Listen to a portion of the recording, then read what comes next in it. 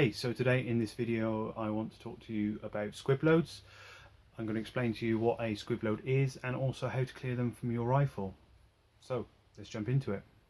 Okay, so what is a squib load? Well, a squib load quite simply is a bullet or projectile that becomes lodged in the barrel of your firearm after you shot it. So it's typically an underpowered cartridge where only the primer's gone off, or partial powder burn, or there was not enough powder in the cartridge to start with. Typically it's more common for reloaded ammunition, home loaded ammunition, to create squib loads. You do occasionally see it in factory ammunition, as the case is with this today.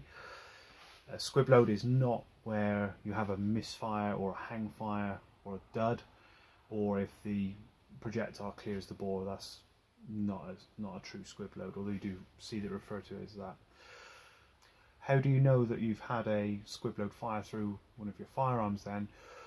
One of the biggest telltale signs is that the report of that firearm is different. So you may have a weaker noise, it may just be a thud, it could be a fart sound or a hissing sound. You hear it described in all sorts of different ways. The recoil could feel different. You may not see a splash at the target zone, or you may just have a feeling that something's not quite right. It is really important that you investigate any squib loads that you've had fire through your firearm, or ones that you think may be, or anything that you just think is not quite right. Firing a squib load through your firearm, generally speaking, doesn't cause any harm. The harm comes from firing the successive shots. The second or multiple shots thereafter cause massive pressure spikes in the action or in the barrel, depending on where that blockage is, and that is when you see the gun go kaboom and explode on you. So be really careful with investigating any potential squib loads you think you may have had. Investigating a squib load then, if you're a really experienced shooter, you may have already seen one or been around a squib load, or it may be immediately obvious to you what's just happened. But effectively you want to keep the muzzle in a safe direction. You will want to keep counting down a period of time for, in case it is a hangfire or some other misfire that you may have misdiagnosed. So good practice is somewhere between 30 and 60 seconds of keeping the muzzle pointed down range with the action left untouched. Once that time's elapsed, you can go ahead and pull back on the bolt or remove the bolt from the firearm, or open the action, whatever you need to do to inspect the chamber. Have a look at your cartridge case that's come out from there. With the squib load, you'll see that it looks generally in a normal fired condition, so the primer's been struck well and everything like that looks relatively normal. At that point then you want to have a look in the rear of the action to see if you can see a blockage in the barrel. This is where keeping a little pen light, a little torch inside your range bag is something that's really handy. If you don't have something like that, another good one is using a bore snake or a cleaning rod just to check that barrel. You obviously don't want to be trying to look down the muzzle of the firearm there. If in doubt, put it into your gun bag, take it home with you and inspect it in a safe environment. Shooting this rifle today, I know I've had a squib load be fired through it, had the strange report, and I've inspected the firearm and found that there was indeed a bullet lodged in the barrel. I was shooting some 40 grain Subsonic hollow point made by Eley, this stuff here.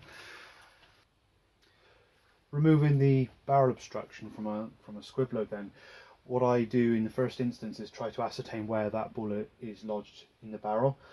And one of the easiest ways is using a cleaning rod. I'll do that. So I'm going to insert the cleaning rod gently from the rear of the action.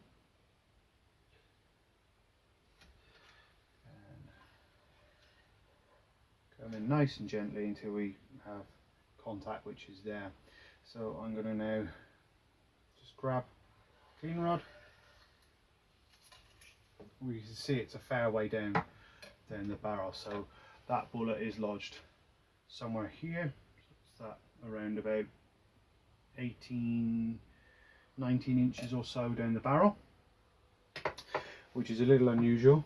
In a short barreled rifle that would have probably exited very slowly. I ascertain where it is in the barrel to find out which is going to be the best way to drive that from.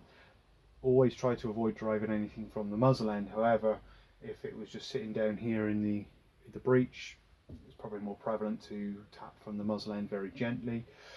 As it is, it's somewhere round about here, so we're going to clear that barrel blockage by tapping with a clean rod from the rear of the rifle. I always start very gently with this. So again, in goes the cleaning rod, and this little kinetic hammer here used for reloading will be ideal. It's not particularly heavy. Support the cleaning rod and start gently tapping. It's now starting to move. Once you have the bullet moving in the bore, it makes it a little easier to start driving that obstruction from there.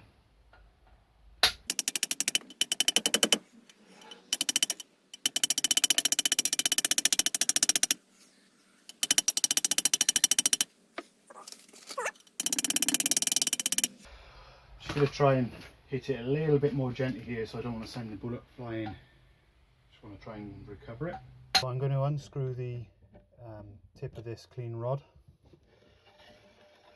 So there is the bullet that was stuck.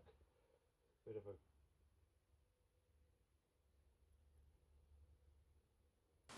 The barrel of this rifle is now free from obstruction, so the next step to do, and the final step, is just to inspect the condition of the bore. I'll now go ahead and clean the bore of this rifle. I'll use a nitrous solvent patch and a nylon brush. Once I've got it clear, because there is a little bit of lead smearing around about where the obstruction was, so it's really important we get that out. So I'll go ahead and gently clean that out. Once I'm happy it's clean, you can then inspect the bore. I'll be looking for bulges or ringing of the barrel or any other physical damage in the barrel there. I'm not expecting to find any since we didn't fire any of the shots after it, but it's really important that in all cases you inspect the condition of the bore as best as you can as well.